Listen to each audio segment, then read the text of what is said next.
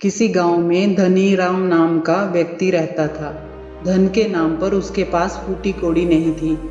काम धंधे के लिए बहुत हाथ पैर मारे, लेकिन कहीं से कोई जुगाड़ नहीं हो पाया। जब कोई रास्ता नहीं दिखाई दिया तो उसने चोरी करके अपने घर का खर्च चलाना शुरू कर दिया। वह जिस गांव में रहता था उस गांव को छोड़कर आसपास के सभी गांवों में चोरी करता था। एक रात खाना खाकर हमेशा की तरह वह चोरी करने निकला। उस रात उसने एक गांव में सेठ के जहां चोरी करने की योजना बनाई। संयोग से उस दिन सेठ के घर श्री हरि की कथा हो रही थी, इसलिए सभी लोग जाग रहे थे। चोर घर के पीछे छिपकर बैठ गया और सबके सोने का इंतजार करने लगा। इसी बीच उसने भी श्री हरि की कथा सुनी। पंडित जी श्री हरि का वर्णन कर रहे थे। सुंदर चमकीले मोती, माणिक्य जड़े वस्त्र, सोने का मुकुट धारण किए, तारों सी चमचमाते मोतियों की माला धारण किए प्रभु प्रकट हुए। जब ये बातें चोर के कान में पड़ी तो उसने सोचा कि ये व्यक्ति जरूर बड़ा मालदार है, इसके घर चोरी करनी चाहिए। पंडित जी से उसका पता पूछने के लिए वह उतावला हो गया। कथा समाप्त करके जैसे ही पंडित जी बाहर निकले, चोर ने उसका पीछा करना शुरू कर दिया। सुनसान जगह देख चोर ने पंडित जी का रास्ता रोक लिया और चाकू दिखाकर बोला, पंडित जल्दी से मुझे अपने उस मालदार सेठ का अता पता बता, जिसके शरीर पर हीरे जवाहरात आदि करोड़ों का माल है। जा अपना झोला जमेला मेरे हवाले कर दे। अचानक से चोर को देख पंडित जी घबरा गए।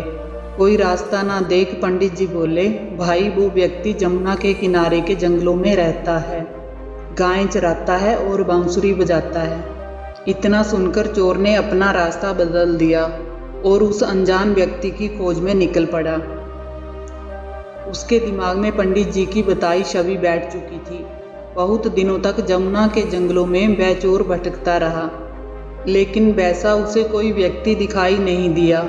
भूख और प्यास से हताश और निराश होकर वह एक पेड़ के नीचे बैठ सुस्ताने लगा। तभी उस चोर की आंख लग गई।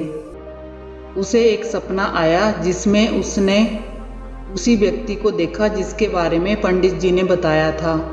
झुंझलाकर चोर की आंखें खुल गई तो उसने देखा कि सामने वही ग्वाला अपनी गायों के साथ आभूषणों से युक्त वस्त्रों में खड़ा है। चोर ने अपनी कुल्हाड़ी उठाई और उसके पास जाकर बोला, तुझे ढूंढने में मुझे बहुत भटकना पड़ा। अब झटपट अपना सारा माल उतार कर मेरी झोली में रख दे, वरना आज तेरा राम नाम सत्य हो जाएगा।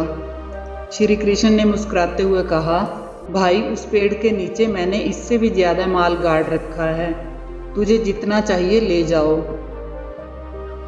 चोर ने जाकर पेड़ के नीचे धरती को खोदा तो वहां बहुत सारा खजाना पड़ा था। चोर खुश हो गया, उसने अपनी झोली भर ली और खुशी खुशी चला गया। चोर के पास धन दौलत की अब कोई कमी नहीं थी। उसने सोचा क्यों ना पंडित जी को धन्यवाद दिया जाए। वह पंडित जी के पास गया और बोला, वाह पंडित जी, आपने क्या मालदार आदमी बताया।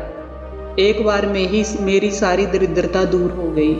अब तो सोच रहा हूँ कोई काम धंधा कर लूँ।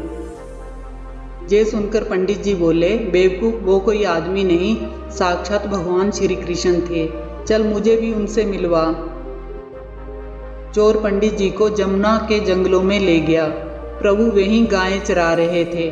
जैसे ही चोर ने देखा, दौड़कर प्रणाम किया और बोला, हे प्रभु, आपने पहले बताया क्यों नहीं कि आप भगवान हैं। मैंने आपको डराया धमकाया, उसके लिए मुझे माफ़ कर दीजिए। लेकिन पंडित जी को अब भी कुछ दिखाई नहीं दिया। वह झुंझलाकर बोले, अरे प्रभु कहाँ है और तू किससे बातें कर रहा है। तब चोर ने प्रभु से कहा, हे प्रभु, आप पंडित जी को भी दर्शन दीजिए। प्रभु बोले, देख तू चोर है, लेकिन तेरा विश्वास अटूट है और तेरा हृदय भी सरल है। जो पंडित जी ने कहा वह तूने मान लिया, लेकिन जिस पंडित ने तुझे मेरा पता बताया वो खुद कभी मुझसे मिलने नहीं आया, अतः उनका मुझ में विश्वास भी नहीं, इसलिए उसे दर्शन नहीं हो सकते। इतना कहकर प्रभु हंसने लगे और वहां से अंतर्ध्यान हो गए।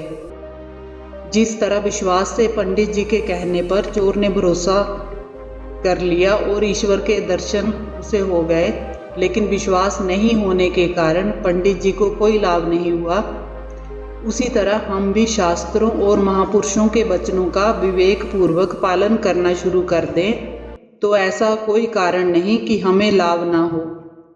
आपको ये कहानी कैसी लगी? अच्छी लगी हो तो वीडियो को लाइक करें, चैनल को सब्सक्राइब करें। कहानी को अंत तक सुनने के लिए आप सभी का धन्यवाद।